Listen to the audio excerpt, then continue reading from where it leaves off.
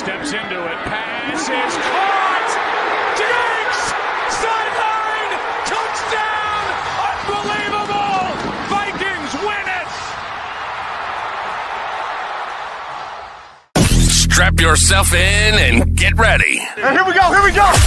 The leaders in fantasy football are incoming, giving you the ultimate insight to help you win your leagues and dominate your mates.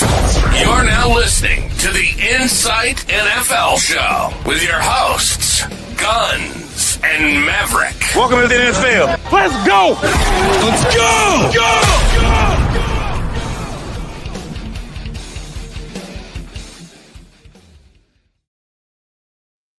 Alrighty, welcome to another episode of the Insight NFL Show. We are here for Thanksgiving football tomorrow morning, 4:30 a.m. Set your alarms, set multiple alarms, because as you were telling me off air, and I probably should introduce you first, but we'll go this way. As you were telling me off air, David Montgomery and Amon-Ra St. Brown are questionable.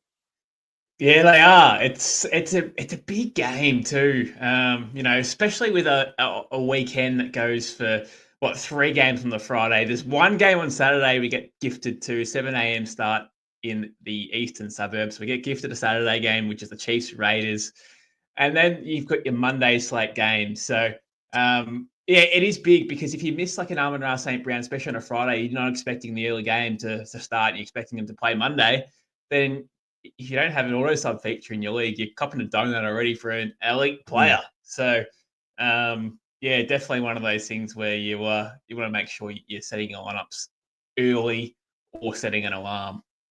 Yes, so we're looking at a 4:30 start time, and can I suggest just setting an alarm for 4 o'clock? You'll get your information well and truly, and you won't be in a rush either. I would hope not at the very least. Mate, I'm going to get up and watch this game. I think I'm excited to see what this new look Bears offense. I'm excited to see what they're going to do against a red hot Detroit team.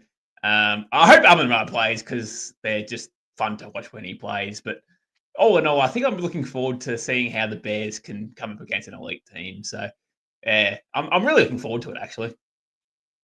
As am I. I think there's some good elements in this game. You've got obviously Chicago's offense, which has been improved since the firing of Shane Waldron.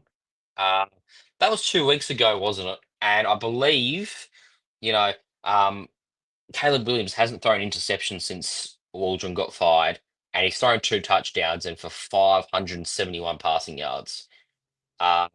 Also with a pretty solid completion rate. So I think we're looking at a further development of Caleb Williams, and I still think his ceiling is higher than all the other quarterbacks in the class. I get Jaden Daniels is a gun. He's a gun, but remember how much we were salivating over Caleb Williams in the pre NFL, not even post draft, but the ceiling's still there. That doesn't disappear. Yeah, it doesn't. And like he's shown enough over the last couple of weeks that with a decent OC, maybe even a head coach, and just a half decent O line, that he can make this offense look really, really good. So, look, moving forward for Caleb Williams and his projection, I'm fine with him as a NFL caliber starting QB for 2025 and beyond. I'm not really too concerned about that. So if you have Caleb Williams in Dynasty and maybe even Roma Dunze in Dynasty, who'll get better and better as the years go along, I'm not too worried. It's just the short-term redraft between now to week 17 might be a little bit of a slow burn, but hey, let's see how he goes this week with a whole new different OC. And as I said, he's looked good for the last couple of weeks, so I'm hopeful that he can back up for another third week. He does have he has a good balance between passing and rushing in the sense that he's good on average, he's good for 4 or 5 points on the ground. And that's probably evidenced by his 3 top 10 finishes, including a QB1 overall for the week. But in the last 2 weeks, he got out in 16 points, 16.2 points and 26.9. So that's pretty solid. Detroit's a very good defense. But I kind of back him to still put in a 250-yard game with a passing touchdown. Yeah, and when you say the ability of Caleb Williams, I want to see him using DJ more. As I said, they paid him to be a top wide receiver in the league and on their team. So if we're talking Caleb Williams being really good, I think that goes hand in hand with DJ Moore. I think that's a direct correlation between success and failure. Well, let's talk about I know we've just talked about the wide receivers, but what are you doing with Roma Dunze this week? Are you on the fence with him, starting, sitting? What are you thinking? Yeah, it's far too it's far too inconsistent for me to really sit him, to start him. Sorry, should I say? The target share's there, but the amount of scores that we're seeing is just so up and down with him. So, look, am I expecting a negative game script? Yeah, I am. I'm expecting these guys to win the game. I'm expecting Detroit to win this, and probably fairly comfortably, might I add. Um, so game script wise, the ball should be pinging around to Adunze, Keenan Allen, DJ Moore. But I'm sitting Adunze. I'm probably sitting Keenan Allen, but I'm starting DJ Moore. As I said, I think he's the one Interesting. for them Yeah, to move forward. interesting. Because I'm probably leaning towards starting DJ Moore. Not and well, obviously starting DJ Moore, but I mean starting Roma Dunze. Because the Lions have conceded the fifth most fantasy points to opposing wide receivers this year. Interesting stat. Um, Doesn't shock me. it doesn't shock you, yes, but Roma Dunze, again, if we look post firing of Shane Waldron, has seen 10 targets a game the last two games. I struggle to sit someone getting 10 targets. Yeah, and I totally get that. And I said his target share is pretty high. But the problem is it's just too inconsistent of scores. Like he may see 10 targets tomorrow, but he might only Yeah. have 4 or 5 catches. Mm. Yeah. I mean, look, if we're looking at his yards per target, it's never really been, only in 2 games has it been, 3 games, sorry. In only 3 games has it been more than 10. Everything else it's been around like between 4 and 7 usually. So he's going to need volume to get yardage in most situations. There'll be the odd play here and there where he breaks out for a big gain, but I would be anticipating that it's going to be a bit of a grind in yards per target. So So, but even in saying that though, like yeah, his target share the last 2 weeks has been really good. But he's had we're talking half PPR here. He's had 2 scores over 10 for this whole season. mm, And I get there's a new different OC. So 20 targets in 2 weeks with the new OC is promising. Don't get me wrong, it is. But we're talking promising, and he scored a 9.5 last week and a 6.4. So he's had what 14.9 points off 20 targets. yeah, I, look, I get that, but I'm also like, we aren't we're due. Like this offense is improving. They're gonna get more. They're gonna have more yardage as we go through. Um, as they play more in this system. Sorry, as they get used to it more and more. New offensive coordinator, as they adapt to that, I think you're gonna see um, Adunze really break out. Uh, and you could argue that he has it in at times already, but Mate, yeah, he's a real buy low for me in Dynasty moving forward, Roma yeah, Dunze. A real buy yeah, low. Guys who might have thought this guy might have been like on the fringe of being like a high end wide receiver two, mid range wide receiver two. He's one that I'd be looking at buying.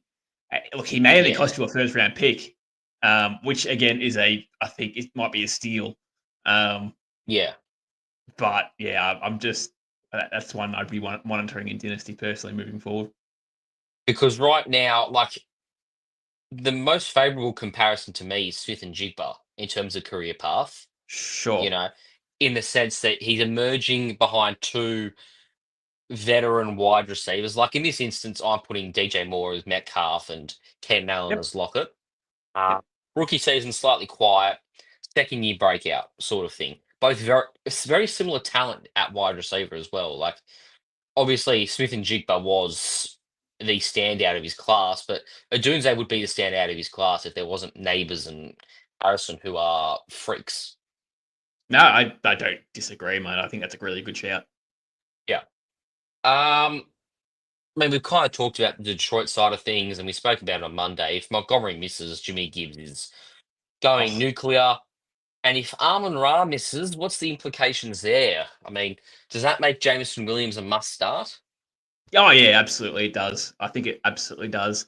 But in saying that, I think it's the same with Sam Laporta. I think if one of these guys miss in terms of Amon Ra, Jamison Williams, well, sorry, one of those two, should I say? I think Laporta will benefit from that too. So, and we saw that when Jamison missed those last two games, he was more involved in the offense too. So, yeah, I would be starting Laporta if Amon Ra misses, and if he plays, I'd probably sit him. That's probably where I'm Yeah. at with Laporta. Yeah. Fair enough. Okay, let's look at the next game here. We've got the Giants and the Cowboys. Now, obviously, we've had Tommy DeVito ruled out with an arm injury, I believe. But that has meant that Drew Lock is starting for the Giants, different quarterback in 3 weeks for Malik Neighbors to catch passes from. Is this the best of the three quarterbacks that were on their roster at one point? Are we talking Drew Lock? Yeah, Drew Lock. Is Drew Lock the No, best of the three quarterbacks? No, Daniel Jones still he still is. Um, or was? was, but Yeah. that's not saying much, might I add. Yeah, that's not really saying much at all. But yeah, I think Tommy DeVito's out this week because of his aura. It's too large. So he's that's probably the reason why he's missing this week. But yeah, this is a pretty crap game that's probably going to see the highest viewership of all time. We're going to see two backup QBs going at it, or a backup to a backup, should I say, versus a backup. So it's going to be pretty crap to view on paper. But I do think there's going to be there's some upside here on both sides of the pill. I reckon with if we're looking at fantasy options, I think this is a favourable matchup for the Cowboys coming into the game. I think there's a starting spot there for Rico Dowdle. I think there's definitely a starting spot there, obviously for CD Lamb. He's a smash start this week. I think he's going to eat. Now CD Lamb hasn't been seeing those long balls as such. He's been seeing more of the shorter range. You know, operating in 5 to 10 yard areas. And trying to get him to sort of the yards after catch is probably where he's benefiting more from just his sheer ability. Because I don't think Cooper Rush can actually throw that far. So I think there's some fantasy options here. Like I'm not sure how I feel about the Giants side of things personally, because with Drew Lock, we're not too sure what we see. It could be a disaster or it could be amazing. So I'm a bit pessimistic when I'm starting Malik Neighbors and Tyrone Tracy personally, but you probably start them due to the matchup anyway. Yeah, and another pessimistic start would be Rico Dowdle. Just looking at this matchup here, the Giants have conceded the fourth most rushing yards to running backs since week 8, at around nearly 5 yards per carry as well, mind you. And they've allowed the sixth most receiving yards to backs as well this season. So this should be good for Rico Dowdle. I do think that you know he is the sole back there. I have no concerns that he doesn't reach double digits in this game personally. Yeah, and he's got genuine bell cow work in this game alone. But I don't think Zeke Elliott will see much work here. And same with obviously Deuce Vaughn or anything like that. So we're talking a player who may have a positive game script. You'd expect the Cowboys to be up in this game, but again, we just don't know what we're going to see out of the Cowboys. It's it's far too inconsistent. But you'd expect the Cowboys to be leading through the majority of the game. So that means, Rico Dowdle should see probably 15 plus carries with a bit of passing down work too. So there's a safe floor with a high ceiling. Yes, that's right. And the 60% snap share as well, that's very encouraging last week. And then like all his good games this year, really good games this year. Oh, yeah. So he's had 2 games that have been around 20 PPR points. He has had over the majority of snaps in those games. So like you give him plenty of. If you give him time on the field, he will score points, and I don't see that changing for the rest of the season now.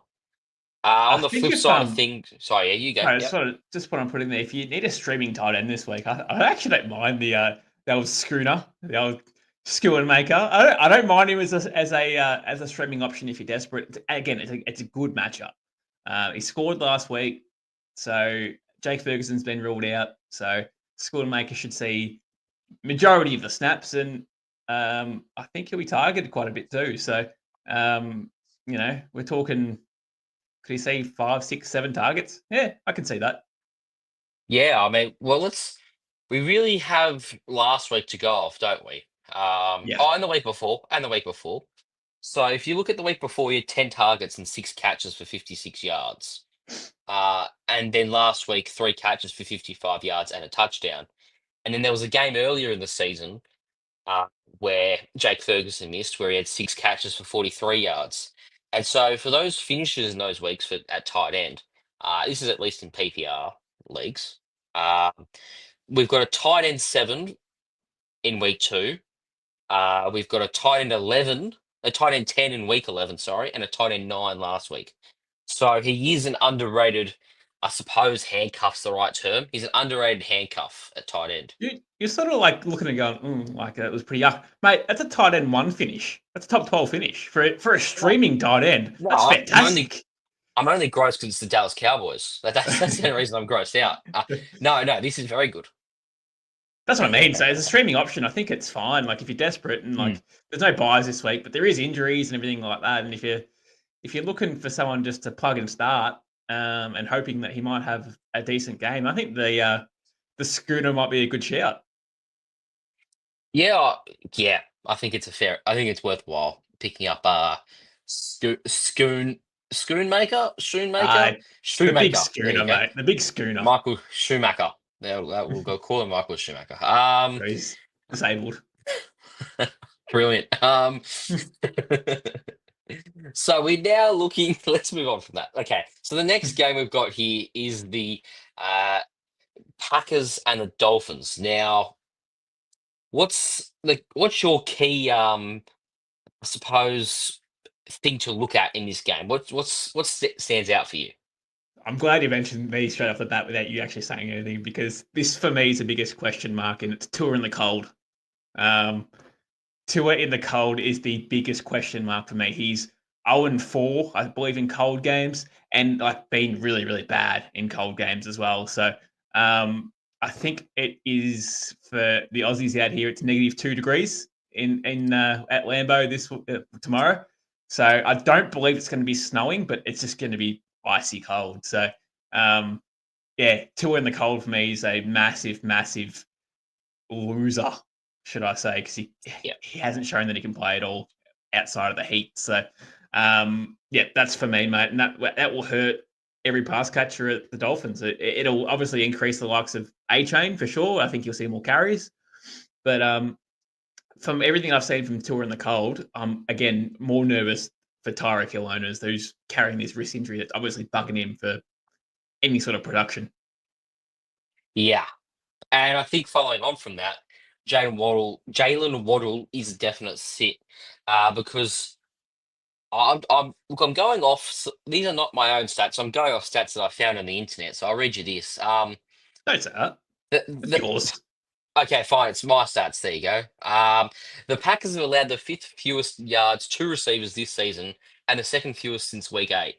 They use cover 3 on 1/3 of their defensive plays, and Waddle has just 62 yards against cover 3 this season. And it's also, as you say, cold weather, and Miami have lost 11 straight outdoor contests, whether it's when it's 40 degrees Fahrenheit or cooler. Thank you. Thanks for backing my point. It's disgusting, isn't it? It really is. You start A-Chain full stop. That's it. Oh yeah. Not even Johnny Smith, the legend, gets a start. Look, you probably have to start these guys based off what they've been showing. Like you can't bench Tyreek Hill, I don't reckon, unless you've got like a Mike Evans sitting on your bench, anything like that. And that's me in our league of insight. things like that I'd look at. Mm. But God, I just hate sitting my best players. It would make me physically ill if I was to bench Tyreek Hill in our League of Insight this week for Mike Evans, and he drops a 25 tomorrow. That would make me physically ill. Yeah, that and it would make me laugh, but Yeah. as is the way this works. Just I mean, no, we'll cover that one later. Actually, on the Packers side of things, if it's cold, and there's an outside chance of snow, Josh Jacobs all the way, right?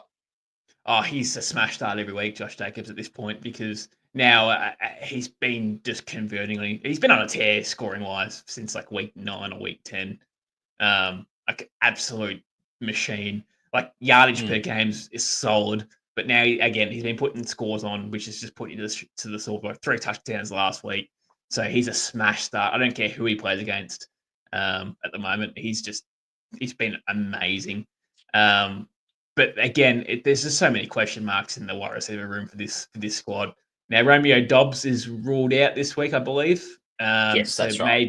maybe we might see some Jaden Reed action, but Jaden Reed's been very lackluster for most part of the year. If I'm being honest, very inconsistent, very up and down. It's either boom or bust with Jaden Reed, um, and Christian Watson. Look, he had a shit game last week, but God, it could have been a lot bigger if he Mm. didn't have those drop catches. You know who it's time for? It's time for a Dontavian Wicks 120-yard game. I We're was due. thinking you're going to say that. Yeah, it just screams Dontavian Wicks this game. I don't know why. I don't really have any numbers behind it. Actually, I don't have any numbers behind it, but it's been a little while since Wicks uh put his name out there. Like since I'm gonna say week 4, yeah, he hasn't gone. He has not done much at all. I reckon we're due. I reckon we're due a Dontavian Wicks big game because if you give him a significant snap share, and more often than not, he'll do something with it. Yeah, Uh, yeah, and just on Tua, I thought I'd rub it in a bit more. Um, Tua averages 10.5 points a game with 6 touchdowns and 9 interceptions in when kickoff temperature is below 50 degrees Fahrenheit. So he's actually got a shocking record. And further Mm. to your point, can't start. No, I don't think he can at all. I just want to go backwards for a little bit, mate. Where do you stand with Mm. Tucker Craft this week? Oh, Now, mate, I don't know. Tucker Craft for me is like he looks like he's just very touchdown dependent tight end. You don't see him have these big games anymore where he has shitloads of targets and everything like that, and he's shooting at a good score based off yardage. It just feels like it's touchdown or bust for Tucker Craft at the moment. Well, I think that's right. I think And he's a you're tight not end concerned. Yeah, 9 sorry. on the year. Yeah. Now that is because he's had 2 tight end 1 finishes and a tight end 9 finish. With something's going on your screen, but anyway, I'll keep talking. Um, yeah. So in terms of Tucker Craft, I think it's just best to uh hit him this week, as you say, cold weather. Like he might have some volume, but it's not gonna hurt you if you're sitting. I don't think.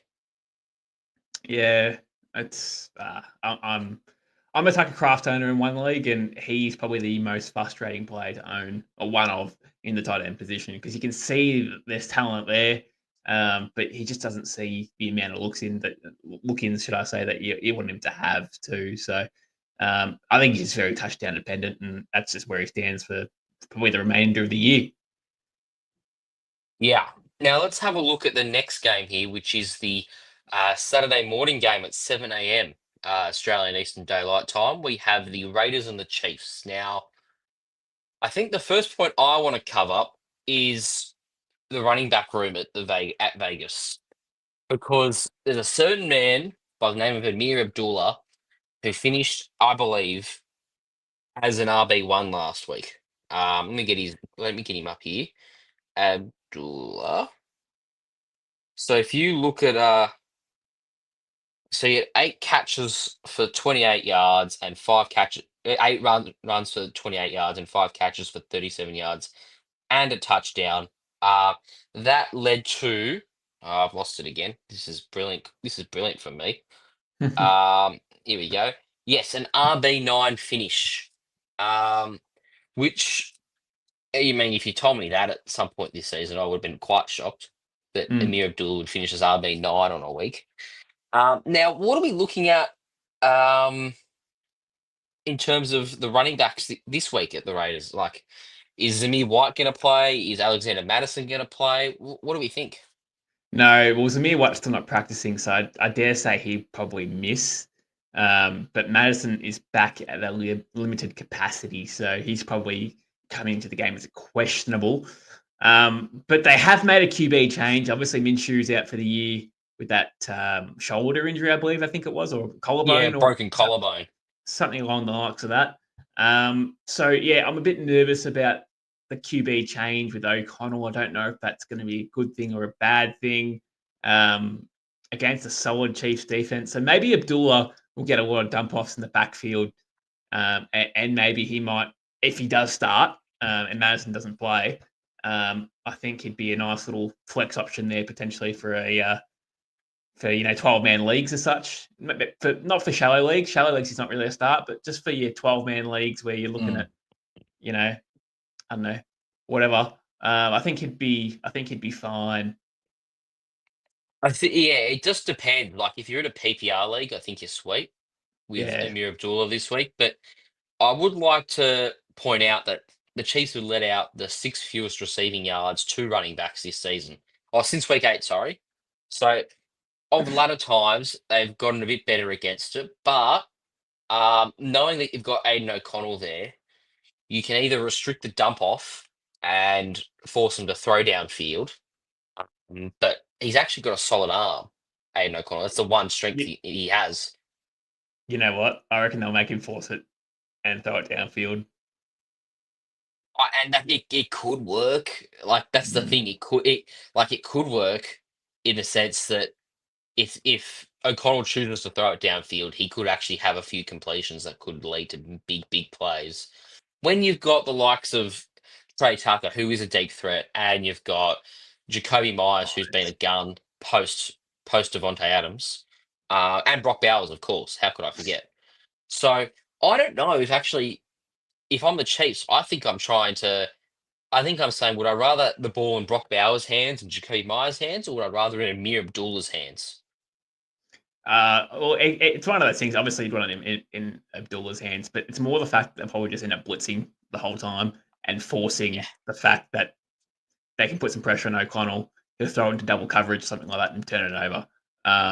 Is probably what I'm thinking when I'm talking passing downfield. It's not going to be one-on-one because obviously I think Bowers will win that majority of the time. But yeah, I'm just more thinking about putting pressure on O'Connell and making him make an ill-advised decision downfield is more what I'm trying to say. But hey, I still think if no Madison's playing, I still think that Abdullah might be an okay start still because just due to the pass catching ability he's got. Yeah, fair enough. Let's look at a couple of questions here. First one is from Eli the Reaper. Drop Cedric Tillman for Devon Vele? No, I think not. I think if you can have both in your roster, that's good, but Tillman's still got a high ceiling, just had one bad game, really. And the other one is from Sean H17. Start one of these blokes at wide receiver and one of these blokes at flex. You've got George Pickens. I'm going to say it's Jonathan Taylor, Portland Sutton, and Bucky Irving. So obviously you can't start Jonathan Taylor and Bucky Irving at wide receiver. So let's see, Pickens or Sutton in the wide receiver position. I think I'm going Sutton. Yeah, I think I'm going. Well, yeah, I think. Well, actually, it just depends on who they've got. Who did Pittsburgh have this week? Pittsburgh. Well, Broncos got the Browns, so Sutton That's will pretty blow up. good. Yeah, There's a couple of solid corners there, though. and But the Steelers have got Bengals, Pickens has Pickens. Pickens will end up having a week where again he gets screwed by flags. Oh, maybe, but he could still have 2 catches for 90 yards and a touchdown. even if he's thrown the ball 8 times, he could still be stuffed up by flags. Mate, they're both really good starts, so I think they're both solid options, no matter which one you go with. Yeah. Well, I mean, you can go both, and then you throw into this, you've got Jonathan Taylor against the Patriots. That's pretty juicy. And then on top of all that, you've got Bucky Irving against the worst rushing defense in the league in the Carolina Panthers. I feel as though when you go for when Oh. you have 4 solid options, it's get the roulette wheel out and put 4 names on them and let the wheel decide for you. I mean, it's in. Yeah, sorry, no, you weren't finished. My bad. Because all 4 options are really, really good. 4 really good plays this week against really subpar defenses. So, but if I was to pick gun to the head, I would actually go Sutton at the wide receiver, and I'd probably go JT at the running back. Ooh, interesting. I would go Pickens Flex. and Irving. I'd go Pickens and Irving. So there you go. That should help him out. Yeah, that'll help him out. That's a nice, clear answer. Where are we up to? We're up to the Chargers and the Falcons. Now, we can't. We've obviously seen that J.K. Dobbins is out. He's week to week, is he? So he's out for a couple of weeks or so. Like you could go roster the Gus Bus. But for me, it's like I hate to say it because I'm not a big fan of him, but I reckon there's a pretty good chance this is a Kamani Vidal breakout game. Look, I don't really like Gus Bus. I might admit, I really don't like him. I'm not a big Gus Bus fan. But if I had to pick one, it would be the Gus Bus. Now, do I like the Gus Bus because he has that touchdown ability? Absolutely. But I also hate him because he can't do any of the pass catching. Now, Hassan Hankins is still lurking in that backfield as well. And he's been that little vulture as well at some points throughout the year where he's been seeing goal line carries as well. So, look, I would be leaning on the fact that Gus Bus would be the option for this week, but I wouldn't be starting him until I start seeing some production as a starting running back because Dobbins could be out for 2-3 weeks. Sprained MCL, they don't. He won't be fine for next week. Just off the cusp, it's going to take a miracle, I reckon, for him to get up for next week, especially due to his injury history. In the knees, particularly. Yeah. So I would be benching all Chargers running backs until I see some production out of the Gus Bus. I haven't got the pills, especially on a week where there's no buys. There's no buys this week. Yeah, there's no buys, so you should be fine. Everyone's playing. Well, unless you have injuries. But yes, I would be sitting the Gus Bus. But if I had to pick one, it would be the Gus Bus for sure, mate. Absolutely. Oh, so I'd go Viddle. I wouldn't be starting Viddle, but he's the one I want on my roster. I just think that when you look back to when the Gus Bus was out and Viddle was the RB2, he's too similar of a player to J.K. Dobbins to help out, you know? Like, I kind of feel like that Vidal is the J.K. Dobbins handcuff and Haskins is the Gus Edwards handcuff because they sort of line up a bit more in terms of their style of running back. Yeah, I lean towards Vidal. I think there could be a big game from him. I still think that Gus. I'll be shocked if Gus doesn't have double-digit carries. Yeah, but I think it'll be a very similar backfield still, as to what it was with Dobbins and and Edwards. Yeah, I fully expect Gus Bus to get the majority of the carries. To be honest, he should be seeing 15 carries in this game easily with touchdown abilities, probably where I'm talking about. But again, he might be touchdown dependent, and I'm hoping that maybe for the second half of the year, Gus Bus turns out like he was last year. He was pretty much nearly a league winner in a lot of leagues last year under the same scheme that Greg Roman ran in Baltimore. So, and he has been taking snaps off Dobbins the last couple of weeks since coming back from injury too. So I reckon I'm definitely leaning on the Gus Bus, mate. Absolutely. There we go. Bit of a divided room there. Now, In terms of start sits, I mean, we're focusing a lot on the Chargers, but where do you land on Ladd McConkey? Start. Yeah, yeah, Like the like Falcons have been absolute leaking start. points all. Yeah, the Falcons have been leaking points all year too. Like, and this is gonna be a fun game to watch because it could be a potential shootout. But I don't rate the Falcons defense at all. Like, yeah, they got good players on paper, but haven't been like lockdowns by any stretch. So I think McConkey's probably the one. Josh Palmer's sitting in the corner laughing at Quinton Johnston somewhere saying you suck and he sucks more. It's one of those Spider-Man memes where they're both looking at each other going, laughing. But yeah, no, it's definitely Ladd McConkey. We'll probably see a large target share this week too. He's getting better and better every week. Mm. Like the last 2 weeks, he's had 12 catches for 206 yards. So like the dude's balling out. On the other side of things, I think this one's a bit cut and dry, but there is one position I'll talk about, and that's tight end. Kyle Pitts. What are you doing with him this week? It's a tough matchup for tight ends against the Chargers. So look, if you've rostered Kyle Pitts, you're probably going to start him just due to the ability that he shows. So yeah, look, I probably do, but temper expectations against a solid defense. Remember that 4 week period between week 5 and week 8 where he looked like he actually was living up to expectations? Yeah, Yeah, that was nice. That's all I have to say on him. Now, next game, you've got the Steelers and the Bengals. Um, this feels like a start everyone sort of thing. Everyone yeah, in this game, you start. yeah. I agree. Chase Brown is like in for a big game here just due to pass catching ability. I think. Now the Mm. Steelers got a really good D line, obviously. TJ tackle there and all those likes of that, but I think the pass catching ability there for Chase Brown is obviously what keeps him on the field a lot longer than what it doesn't. But in terms of rushing yards, I actually want to know for sports bet what's his rushing yards? Because I'd be going unders on that. Oh, you tell me, and I'll talk about Jamar Chase in the meantime. Like he's having hell of a season. There's been only 4 games out of 11 where he hasn't finished in the top 10 wide receivers.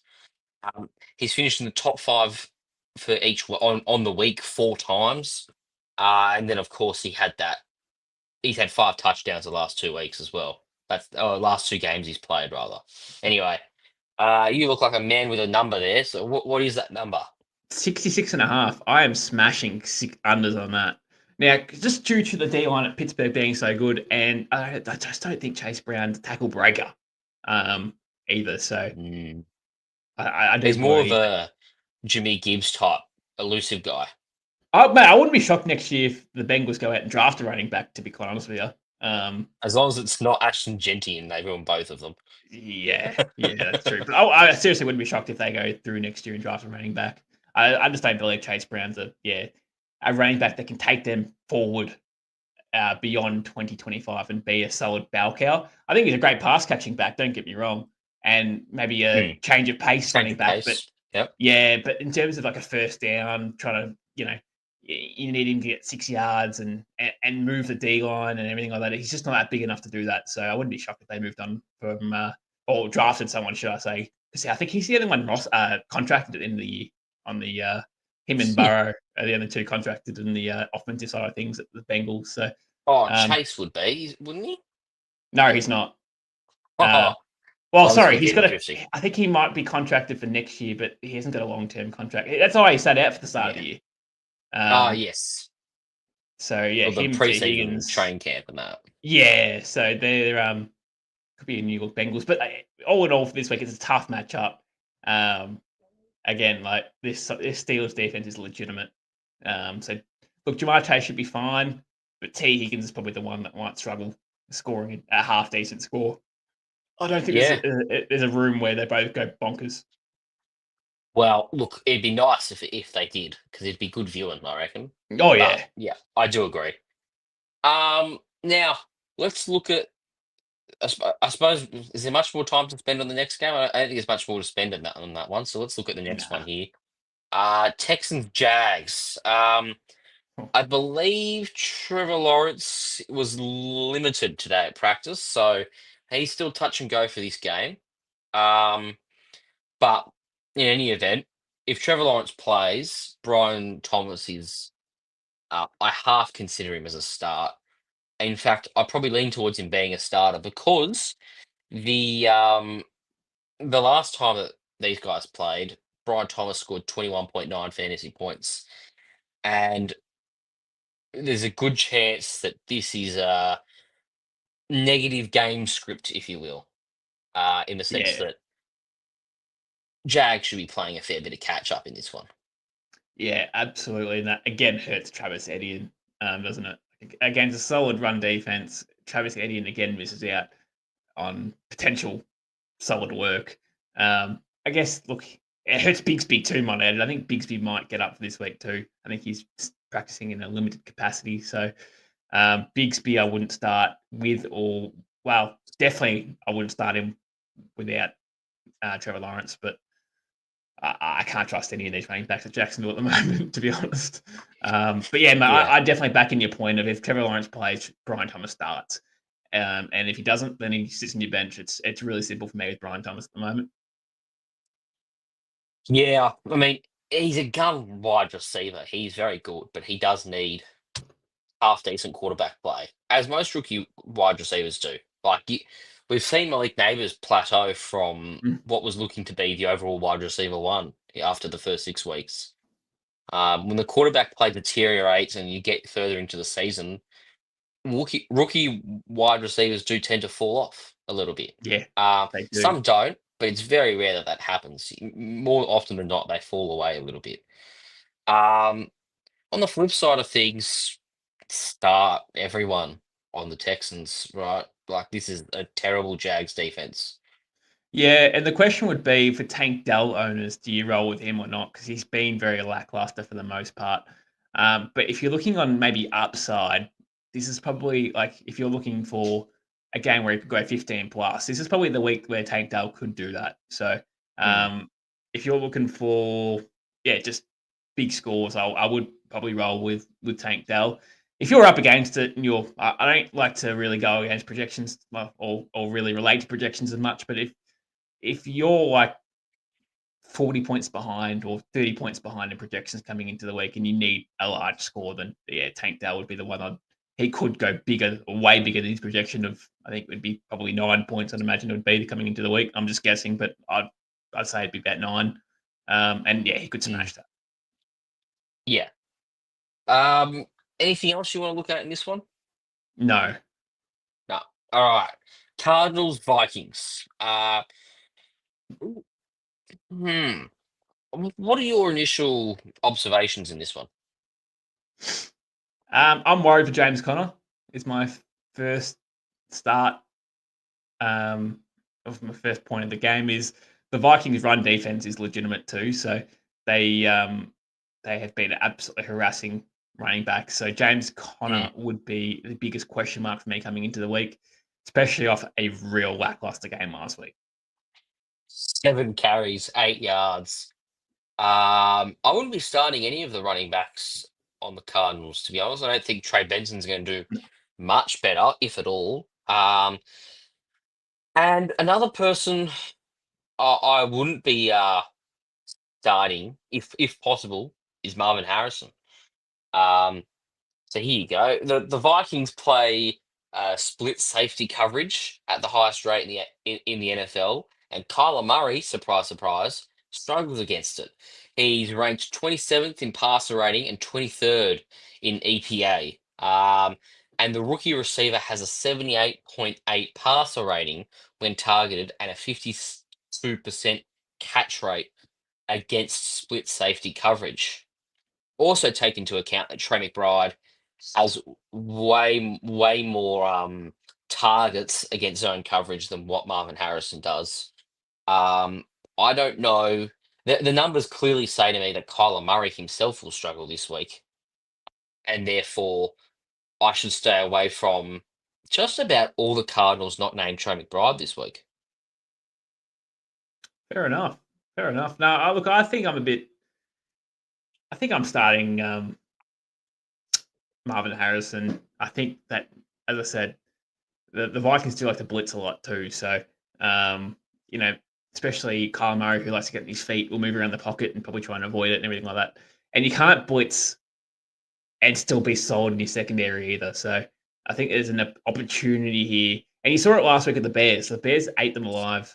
We're talking Ken Allen, we're talking DJ Moore, who went for over 200 yards combined against the Vikings. And I think that Marvin Harrison, Trey McBride, Michael Wilson might have a couple of big catches along the lines too. But yeah, I know I would roll with Marvin Harrison this week.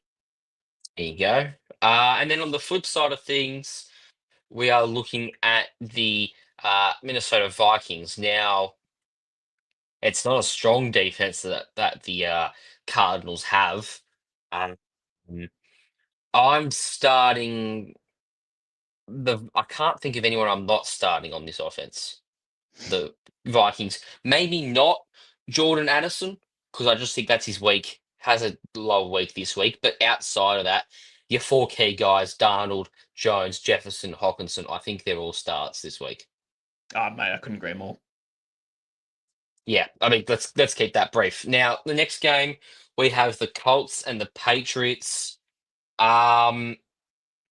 I mean, we're following a similar theme here, but I'd be starting quite a few of the Colts guys this week, including the quarterback Anthony Richardson. I think we saw the 60 rushing yards from him last week, uh, which is going to bolster his scores.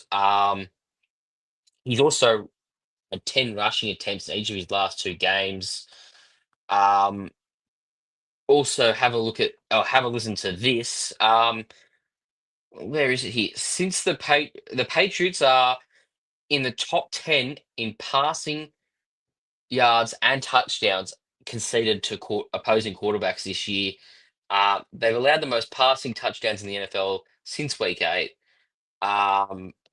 And yeah, throw into that your 10 rushing attempts last two games. I think you're looking at a pretty high floor here for Richardson.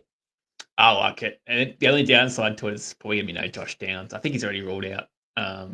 Yes, he's already ruled out. Yeah, so there's no Josh Downs, which is going to hurt. But, Michael Pittman, the corpse of Michael Pittman might be an okay start. I haven't got the balls to do it personally. But he might see an uptick in usage this week due to Downs missing. And yeah, the Patriots defense has been shocking. So yeah, Richo does have an opportunity here to go big. Yeah, I'm going Richo, I'm going Pittman, I'm going JT. I'm going the three big guys on that offense. So that tight ends are non-factor for them. On the flip side, I like Drake May this week as well. It's a plus matchup for me. He's also he hasn't been getting as much praise as what the other quarterbacks are, but he's been very good. He has. And you could almost extend that to Hunter Henry too, who, Yeah. for the most part, has been pretty damn good too. Safety blanket for rookie QB. So, yeah, I don't mind Drake May at all, mate. And it's the rushing ability, again, that gives him that value for fantasy. So, Yeah. if we're talking like is he going to finish at top 24 QB? Yeah, he will this week. I think you'll see him finish between uh, 13 and 18, which coincidentally is where his last four QB finishes have come. Yeah, So and he's just got a really high floor. especially in Superflex leagues too. Like you're probably looking at a top 20 finish if you were starting QBs in top 20. That's probably what you're looking at, and Yeah. I think he will. The Seahawks and the Jets. Now, for me, I've got Geno Smith down as a sit this week. Now, um, the reason for that is the Jets have allowed the second fewest passing yards and passing touchdowns this season. Now, it has been a bit of a case of teams have actually played pretty well against the Jets defense lately. So it's a luxury sit for me. Like he's not a strong start, but he's not a strong sit, if that makes sense. Look, I'm not really too worried about the Jets at the moment. Their defense has been horrendous since Salah got sacked. So we're talking about Geno Smith's been flicking the ball around left, right, center all year. So can we see a game where he has, 250, 300 passing yards? Yeah, absolutely, I can. So yeah, look, we're talking if he has a game of 250 passing yards and two touchdowns, and that's a good game. So yeah, I'm not scared of this Jets defense at the moment, mate. They're a bit of a rabble. Yeah, that it's been pretty easy going, and I think we should expect a bounce back game from Kenneth Walker. He's had a quiet month or so since that big blow up period in the first 6-7 weeks of the season. Despite missing 2 games there, he didn't go below 14 points once in the first 7 weeks. Then since then, he hasn't gone above 15. So I think we're due a big Kenneth Walker game. And after having a couple of quiet rushing games the last couple of weeks, I think we might see him break out for a big one on the ground. Yeah, fair enough, mate. I just want to mention as well on the other side of things, mate, that Brees Hall is coming into the game as questionable. Um, Oh, so Braylon Allen. I have seen a few active GMs this morning, especially Brees Hall owners go and pick up Braylon Allen. And if there is no Brees Hall this week, Braylon Allen would be a nice start.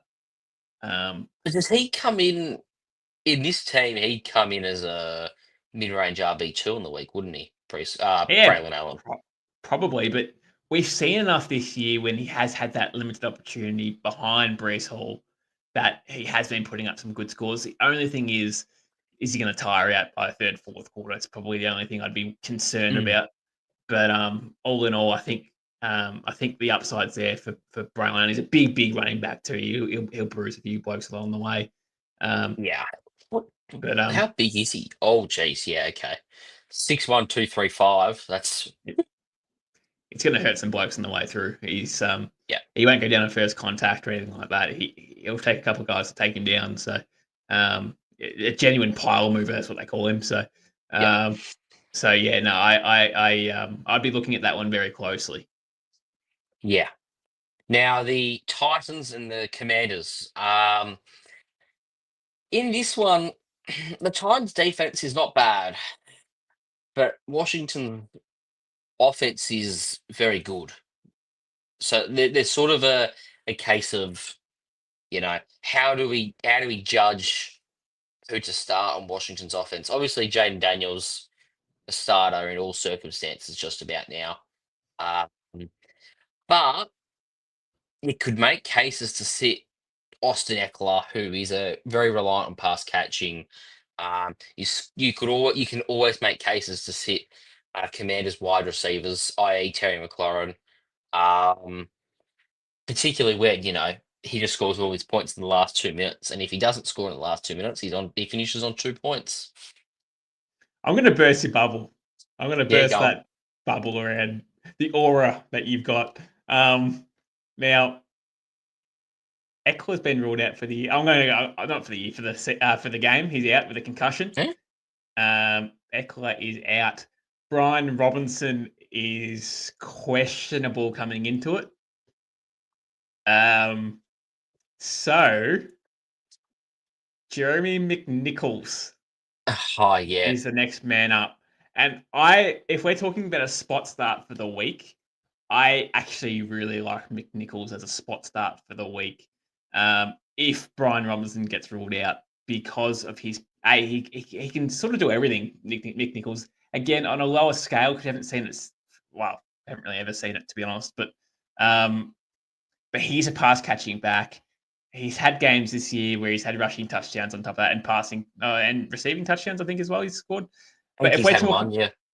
So if we're talking about Gus Bus versus McNichols, I'm rolling with McNichols all day, every day in a friendly offense that loves using running backs. Under the proviso, of course, that there's no Eckler or Robinson. Yeah, Eckler's already ruled out, gone. Yeah. But yes, that is on the proviso that, Brian Robinson is out. Just trying to think who. Yeah, I'm sorry. I'm trying to add him in a league right now.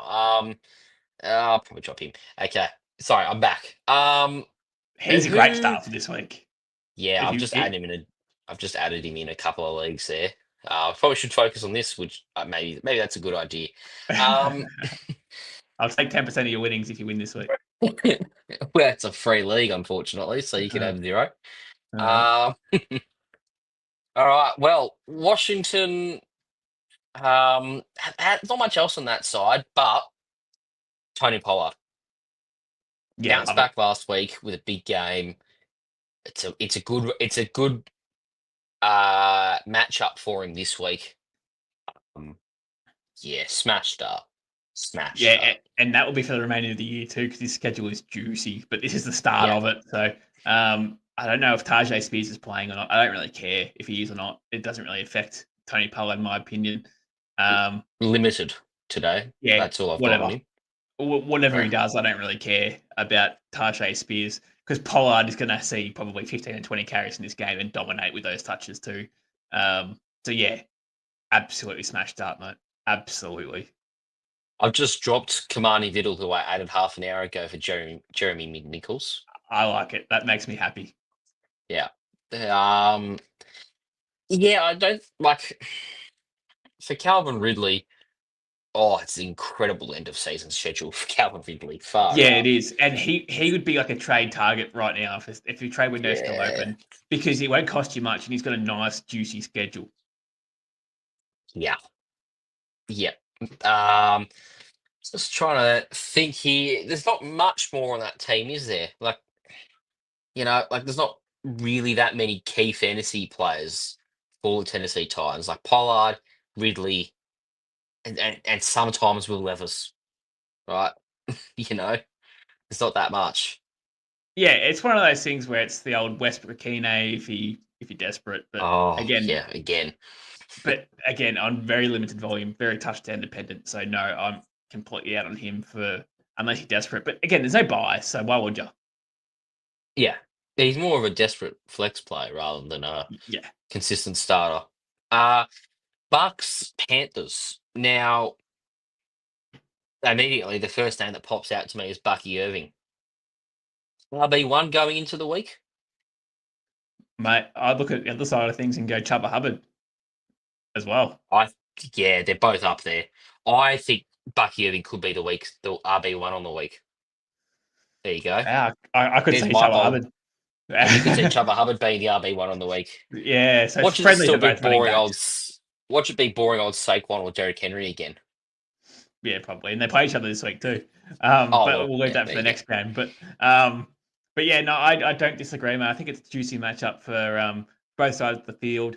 I think Bryce Young as a whole is looking much better too to open up the offense for Chuba Hubbard to create and go for 10, 15, 20-yard gains.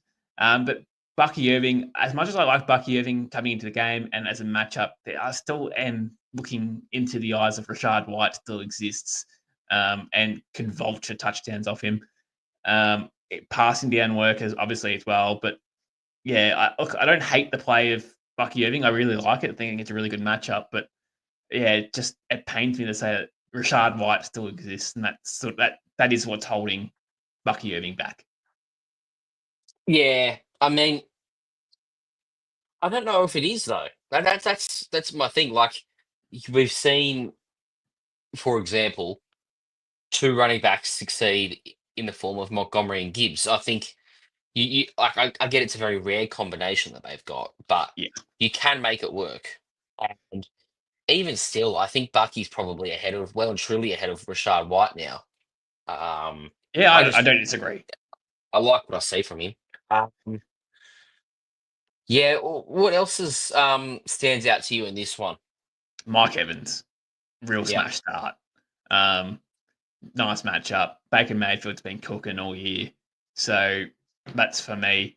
I think Kate Otten, again, a nice little play, good matchup, but I'm yet to see Kate Otten really contribute when Mike Evans has been out there. So that's probably the only question mark that I've got on Kate Otten. But again, he's coming into the week as a tight end 6 or tight end 7, somewhere around there. So I do believe that I would be rolling the dice on Kate Otten to be producing this week. And I'm going to take a quick sidebar here. In Dynasty, what do you reckon? Would you be trading for Calvin Ridley if you're in a championship window? And if so, what are you willing to give up? I mean, 2 seconds get it done for Calvin Ridley, but the only problem is you're going to be stuck with it. So, yes, if you're going for a championship and he wins you a championship, then absolutely worth it. No questions asked on that. But if you don't win it, God, it's going to be hurtful because he's 29, turning 30, I believe. Yes. And we know Now- 30-year-olds do decline when they do hit, well, wide receivers do decline when they hit 30. So I'm always pessimistic with 30-year-old wide receivers. I think it's always to sell at the right time or a year too early than a year too late. Well, then the follow-up is I've taken that into account. And Christian Watson and a 2025 third. Is that unders?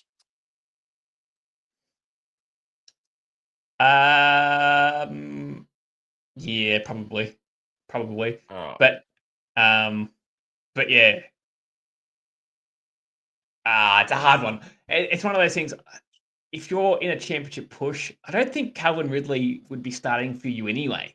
And unless your points for you're sitting like sort of mid-table, but sitting close at the top of the ladder, it's what I'm guessing someone would be like if they had that. But no, as much as I like his schedule, I just think that it's just a desperate play for the remainder of the year because you'll be stuck with him 2025 and beyond. It'll just be a list clogger.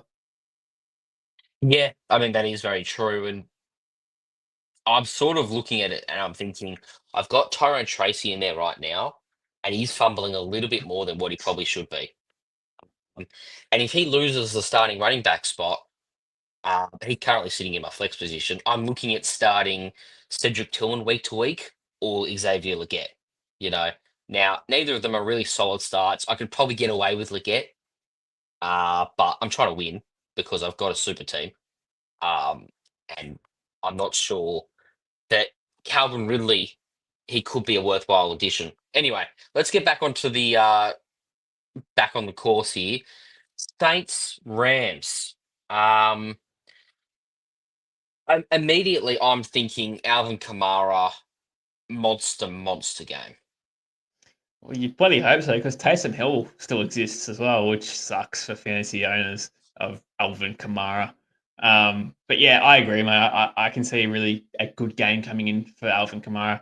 We're talking top 5 potential week here for sure.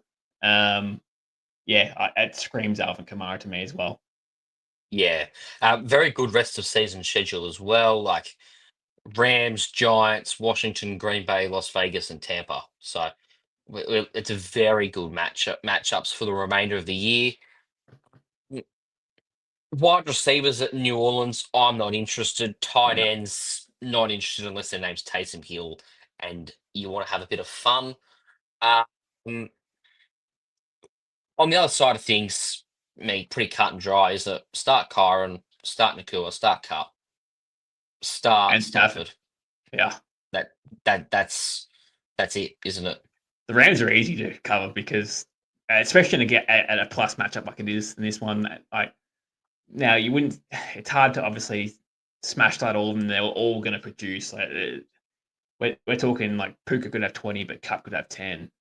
Or Cup could have 20 and Puka could have 10. You know what I mean? Like and then Colin could have 20. You know what I mean? It's hard, but you start them all confidently and hope they have big games because it's a really good matchup here for them. Yeah. Anything else there for you? No. Well, let's look at I don't know about you. This screams to be one of the games of the week, if not the game of the week. Particularly if Brock Purdy doesn't suit up for the Niners. But Ravens, Eagles, Saquon Barkley versus Derrick Henry, Jalen Hurts versus Lamar Jackson. This is an exciting game, and I'm so disappointed this isn't a primetime game either. Yeah, why couldn't this be like a Thanksgiving game or a Saturday 7 a.m. game? What are they doing? But anyway, Anyway, you're right, mate. This is awesome. This game.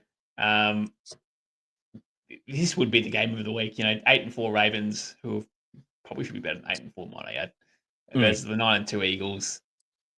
There might not be any Devonta Smith this week. He's still not practicing, or maybe he's limited. But he No, not practicing today.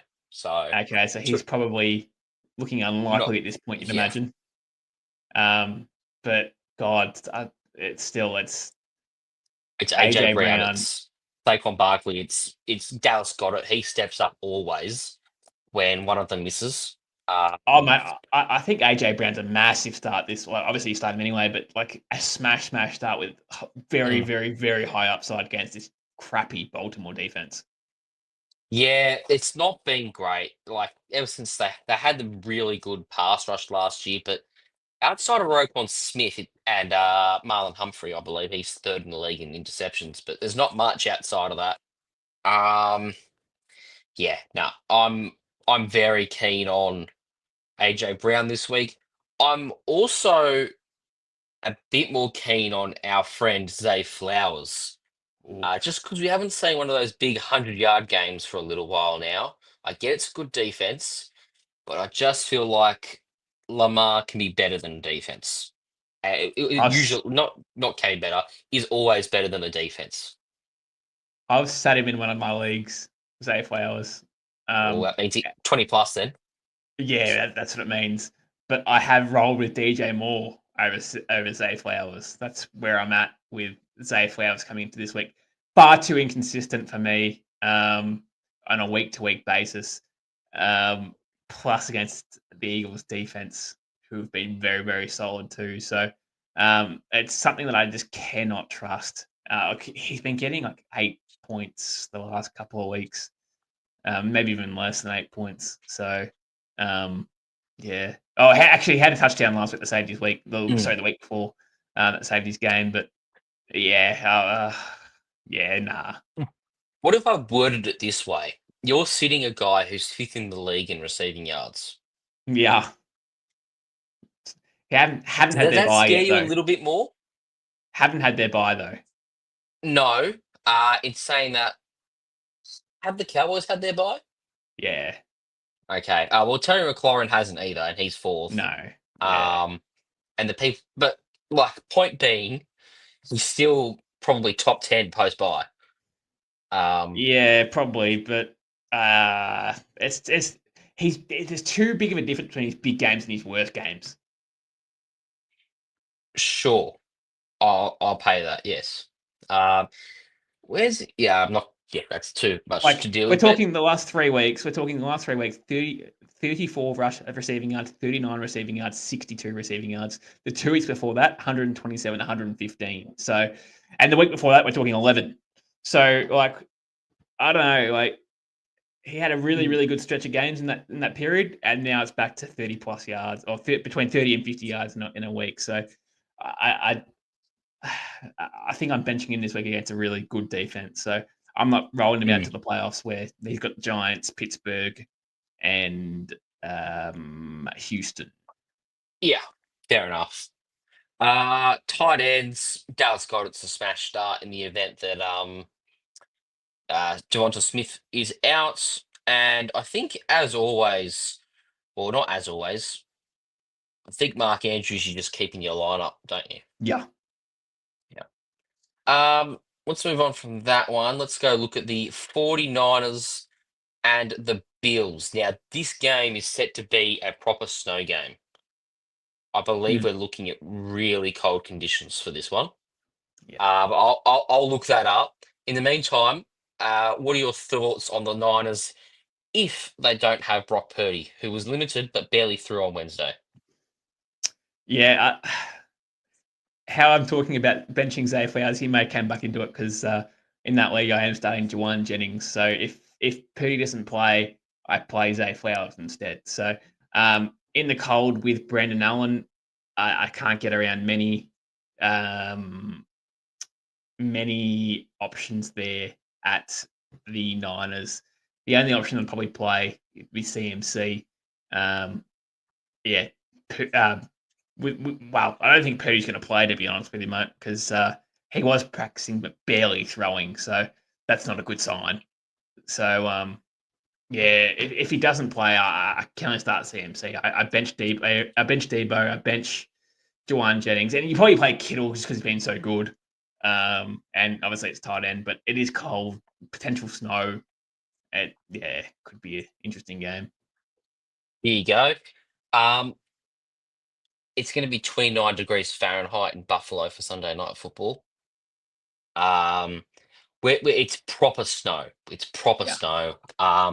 It almost, I think, to the extent of what you saw in that Cleveland. Who did Cleveland play? Steelers. Steelers. Cleveland Steelers game. That sort of level of snow. So uh, if their game plan will be to run, run, run, in which case, and this is where things get interesting for me. If you're looking for a desperate flex play, I love Ray Davis. Ooh, okay. Yes, because if they're running galore, Davis is a power back. Cook might struggle in these conditions.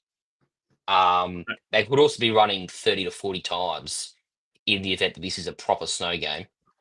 Um, and Ray Davis, like he's the perfect archetype for these sorts of conditions. Oh, I don't disagree. It just depends if they use him. That's probably more where I'm at with that. But yeah, like this is a perfect scenario where they would. So, Yeah, but yeah, I look, if it pays out, you're a genius. Um, thank you. but they could give James Cook 20 plus attempts here as well, and Josh Allen could say 10 himself. Yeah, I still reckon you could still get 10 or 15 out of Davis if all that happens. That's sort of my thing. Like Yeah, we've seen snow games where people just don't throw; they just run the yeah, whole game, and it yeah, works. and You win games that way sometimes. the Shane McCoy game. Yeah, Stady McCoy game. Like I remember Mac Jones in his rookie season had 12 passing yards as the full starter and Yeah, won against Buffalo in Buffalo. So there's yeah, just crazy. there's those sorts of games, but um, in fact, if I go, you know what, just because we're an inquisitive show. There you go. I found the game. Um, Josh Allen in that snow game that I'm talking about had 15 completions on 30 attempts for 145 yards and 6 carries for 39 yards. So like still solid, but like further to my point that it's going to be a run game. It's going to be a Oh run yeah. game, I think.